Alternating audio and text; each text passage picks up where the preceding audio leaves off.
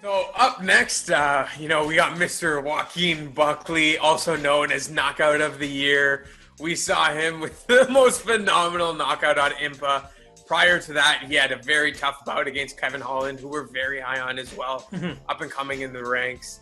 He's taking on Jordan Wright, who, I got to give a shout out to his nickname because it's one of my favorite movies, The Beverly Hills Ninja.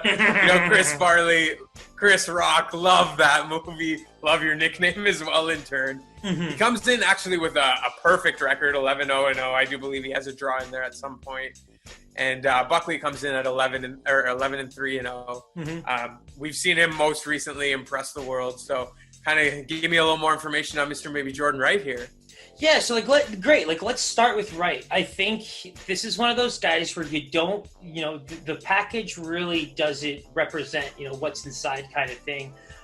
He's really good. I think what we've seen over the last couple of fights in terms of the all-around skill, the precision striking, he just doesn't come off like someone that can be that dangerous. But the Beverly Hills Ninja, that caught my eye immediately the first time I kind of saw him fight. And I just think that this is a great matchup for him for one reason. Let's dive into Buckley. Pies, what have we, learned about tall strikers, Yeah, I mean, they go for knockouts, but they open themselves up as well, right? There's a lot of exposure there. And, we kind of saw that with Joaquin and Kevin Holland. He was really trying to go for that hammer, that fist, that ending the fight, and it got him in trouble with against Impa. He was able to land it beautifully with that kick, and that kind of got him the knockout. But it does open you up to some susceptibility for sure. And you nailed something that I wanted to bring up, because while I do agree with you, there's one thing that I kind of want to also point out there. It's like we talked about this, heading into the Impa Buckley fight. Both of them are very close in size. That is not a fight where Buckley had to go in and kind of deal with a lankier, taller fighter. Whereas in these fights, unfortunately, he does seem to have, that Tyson dilemma of really having to get in. And unfortunately, when it's not boxing and you can get kicked in the legs or kicked in the head, it's a bit of a different ball game. And so what I'm kind of thinking here, it's just, Buckley's just such a beautiful striker, but he's a striker. I do think that Wright has a beautiful ground game that he can bring to the table. I think there's a lot that can kind of play against Buckley here. Yeah, and like you said, right? The Beverly Hills Ninja has 4 inches of height on him. He has 4 inches of reach on him. He's going to do his best to keep that distance, make sure he doesn't get one of these big knocks, take it to the ground, use that advantage to his benefit. Because the big thing is a guy who's already fought at light heavyweight to, kind of fight at this weight class, have the distance on a guy who needs to kind of get it in close and look for those big power shots. No question, if his goal is to kind of clinch up top and things like that, Buckley has definitely shown that you cannot be getting too close to any of his limbs, because those are going to be flying at you.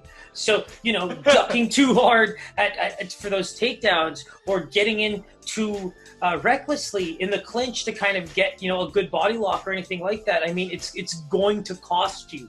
So, while Wright might have a chin and has proven that in previous fights, I mean, we've seen what Joaquin Buckley can do with the right timing, speed, and space.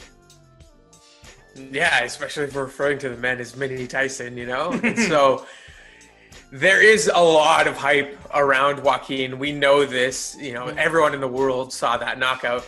So, in terms of odds, kind of where do you see this landing? I can see this being an easy fight for Vegas to analyze and put Wright as the favorite. I just can't see him not being the favorite based on game plan here. And so if I had to pick a line to kind of hedge myself to maybe get some of that plus range, I'm going to say a minus 115, because I don't think he can be worse than a plus 130, but let's go with a minus 115. So, the hype train is real, man. Okay. The world saw Joaquin, and it is reflective in the line for sure. He comes in at a massive minus 270 favorite. Wow. Yo, Pies. Let's play my game now. Let's play the plus money spin the wheel here. So, are you telling me that we're going to be looking at Jordan Wright at something like a plus 170, a plus 180, maybe? 215. Wow. Oh my God. This game, I tell you, my word. By the main card, yo, I'm going to shrivel into like a ball of absolute, just mush. Just not knowing what the hell is going on. This is crazy to me. Yo, if I'm wrong about these fights, then I'm really wrong. Like that's the worst part. But honestly, just thinking about the analysis, knowing some of these guys, I think we're going to end up, watching some of these fights and being like, win or loss, they should not have been this big of dogs. Mm-hmm. And the hype train around Joaquin is really driving that. Well, you kind of said it really, really well there, right? Because like if you look at some of our losses over the last few weeks, other than Tanner Boser, I mean, all of them are plus money dogs that we're taking straight up. Mm-hmm. Like that it really is kind of where we're seeing some L's. So you said it best there. And right now we do find that this could be a card where there's some heavy, heavy juice in our favor. And so I'll tell you right now, I don't think I'm going to be, at least for the last two that you've showed me, I don't think I can stray from my pick, if I'm being quite honest. I love what Buckley the value is too good. Because like I thought Buckley could get a max minus 140, minus 150 as the juiced favorite, but what you're telling me right now is kind of incredible because 270 is too much. Kevin Holland's a great fighter, but the way he was able to utilize like longer kicks and kind of use jabs to get some power shots off, I just think if he's able to set up takedowns and things like that, Buckley is not looking like a close to minus 300 favorite in this fight. It's just I don't see it. He will be very strong, but we'll see how this goes. Which we know. We know the man's strength. That's not in question here. So stay tuned for that one. But, I do think we see some value in the Beverly Hills Ninja. I 100% agree. As usual, hit that bell button, hit that subscribe. Ding, ding, ding, we ding. love all you guys. We love you tuning in. So continue to do so. We really appreciate it. Our Instagram is there. Our Twitter is there. Give us a follow. Give us a comment. Any questions you have, shoot them our way.